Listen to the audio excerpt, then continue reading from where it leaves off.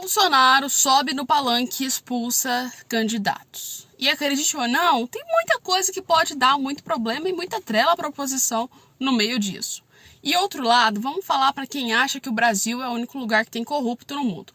Pois não é bem assim, meus queridos. Parece que o Peru também está passando por alguns problemas, principalmente envolvendo a presidente do país e relógios de luxo. Por outro lado, também para terminar nosso vídeo de chave de ouro, vamos falar sobre Israel, que deu uma das declarações mais terríveis até hoje, conversando com famílias de reféns. O que pode vir por aí? Talvez uma negociação de paz, ou então vamos ver que vai ter um ataque completo de Israel até uma retaliação. Vamos ver o que vai acontecer com Israel. Bem, a gente vai falar disso no vídeo de hoje, então já fica aqui. Bolsonaro em Balneário Camboriú, Santa Catarina. Bolsonaro foi lá fazer uma fala no palanque e no meio disso tudo, gente, querendo ou não, tinha várias pessoas naquele palanque e acredite que aquilo virou um amontoado tão grande que quem estava lá para apoiar o Bolsonaro, ou seja, muita gente foi. Isso só mostra o poder e quanto o Bolsonaro tem mais apoio do que propriamente Luiz Inácio Lula da Silva. E confirma a matéria do Poder 360 sobre a quantidade de apoio se a eleição fosse hoje. E claramente Bolsonaro deu seu discurso no meio disso tudo aí, com esse grande nível de apoiadores, né? Só que assim, voltando ao ponto de que tinha muita gente no meio desse palanque que ninguém estava entendendo absolutamente nada. Tava Bolsonaro com outros candidatos que estavam sendo feitos, né, para essa concorrer a vereadores e até mesmo a outros cargos. E no meio disso tudo, Bolsonaro simplesmente decidiu que iria organizar o fato dessas pessoas estarem no palanque. Então ele falou, gente, vamos parar aqui, ó.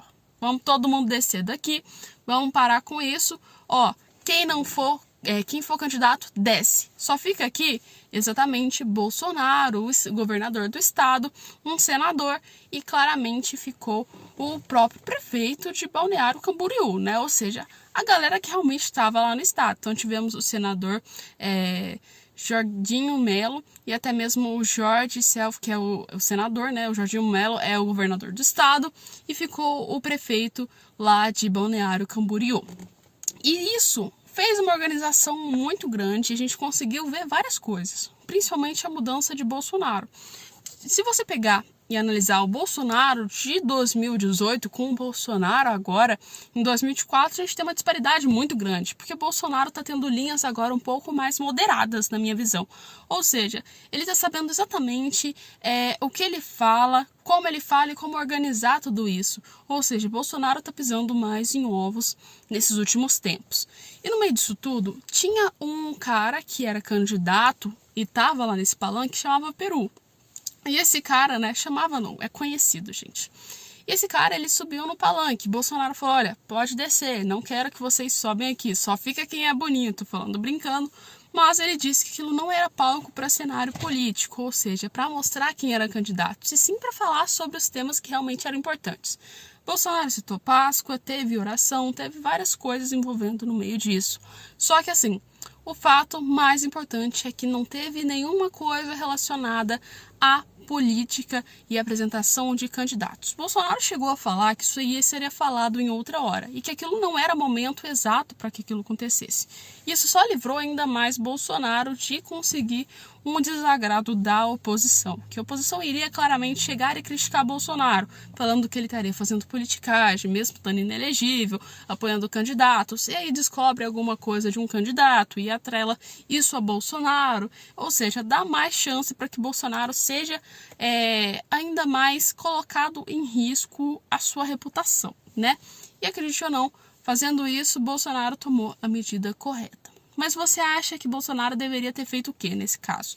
Ter colocado outras pessoas no palanque, colocado os candidatos, ou apenas ter mandado todo mundo descer e ficar quem realmente importava lá para manter o discurso que realmente era o motivo, ou seja, falar sobre outros assuntos que não eram política.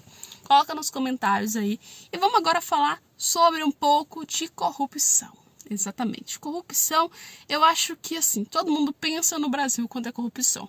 Só que acredite ou não, não é só o Brasil que está assim, nesse apocalíptico e corrupto. Ou seja, Tem vários outros países que também passam problemas com corrupção e a gente viu que, no caso, o Peru não está muito longe disso, né? Principalmente com a presidente do país, que é a Dina Boluarte. Ou seja, a Dina Boluarte, que é a atual representante do Peru, passou por umas investigações um pouco drásticas nesses últimos dias. E acredite ou não, foi feita uma busca na casa dela, mesmo que o governo tenha virado e falado assim: não faz isso, não interfere, não entre na casa dela, por favor, não entre. A polícia ignorou completamente isso, entrou na casa dela e no meio disso tudo descobriu umas coisas um pouco terríveis, né? Que são relógios. Mas acredite ou não, não é relógio de R$1,50, não é relógio de R$25, não é relógio do Brás, é relógio simplesmente de luxo, relógio Rolex. Uma das marcas mais caras que a gente tem no mercado de relógio. E acredite ou não, esses relógios, um deles pode valer quase R$1 milhão, ou então quase R$500 mil, dependendo do modelo do relógio. E para se ter um relógio desse é tão, mas tão difícil que você tem que passar por uma série de requisitos. É quase a mesma coisa que comprar uma bolsa da Hermes. Ou seja, tem que ter uma licença, tudo certinho e arrumado para você comprar um relógio de luxo, ou seja, um relógio caro desse. E acredite ou não, na casa da presidente tinha esses relógios. E relógios, não somente um, mas vários deles.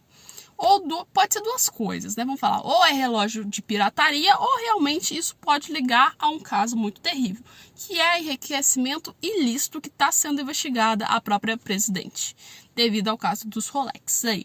E querendo ou não, gente, não é de agora que ela está sendo investigada, mas é de agora que isso chegou à tona. Porque o jornalista, ele foi lá e questionou o fato desses relógios estarem lá e questionou também o fato dela ter os relógios sem nenhum registro nas contas ativas dela de que tinha esses relógios e até mesmo sem nenhum registro de que foi comprados. Então daí se fala, tem coisa aí, tem coisa. O buraco é um pouco mais fundo aí. Quanto mais você vai cavando, vai ficando pior. É exatamente isso. E agora ela está sendo investigada sobre enriquecimento ilícito.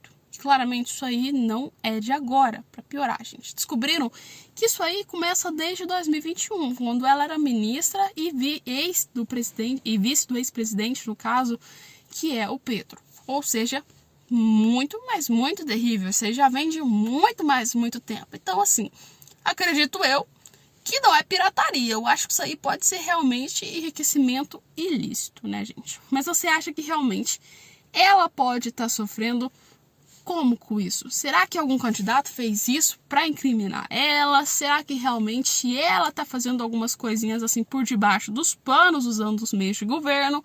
Ou você acha que realmente os relógios fazem algum sentido um presidente ter vários relógios de luxo extremamente caríssimos, guardados sem nenhum registro, sem nada? E aí, coloca nos comentários. E como eu disse para vocês, vamos terminar o nosso vídeo falando sobre Israel, que está sendo extremamente criticado por querer atacar Rafah. Rafah foi o ponto-chave para que Israel começasse a ter mais problemas internacionalmente, ou seja, principalmente com a ONU, que veio cessar fogo por conta de Rafah, o Ramadã e outras coisas.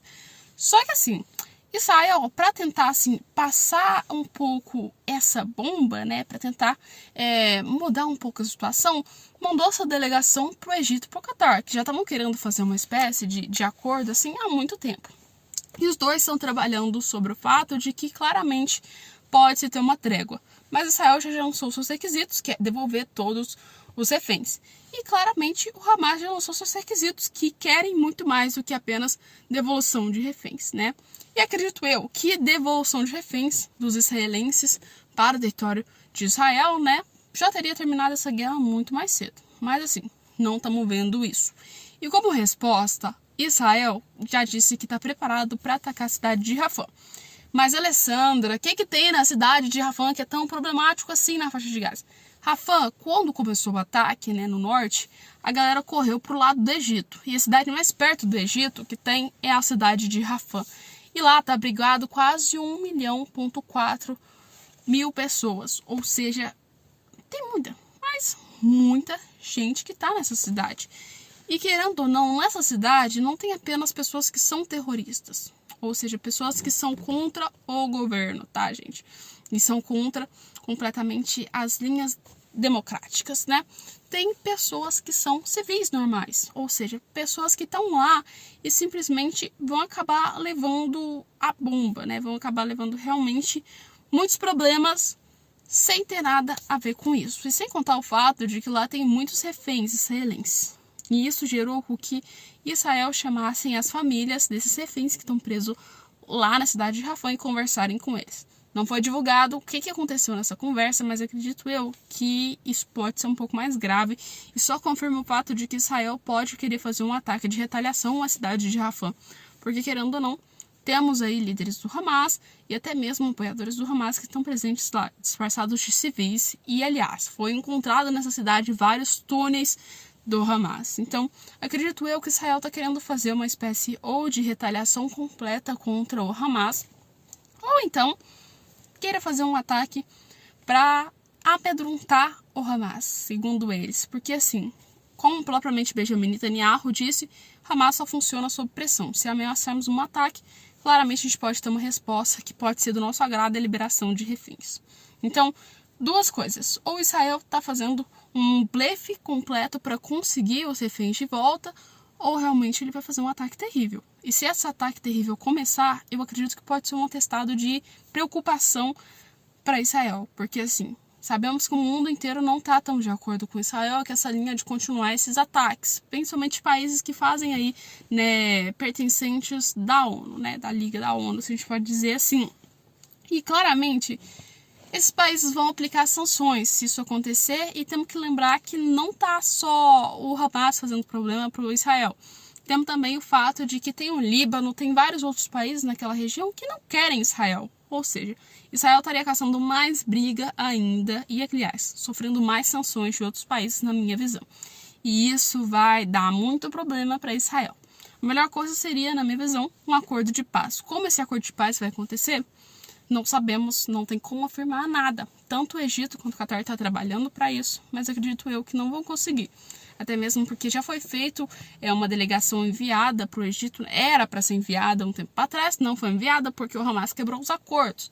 Então, resumindo, isso só prova que talvez não possa ter uma nova negociação, porque com certeza o Hamas vai fazer alguma coisa para que esse acordo seja quebrado, ou então que não vai ser de acordo com o que as linhas dos israelenses querem, né?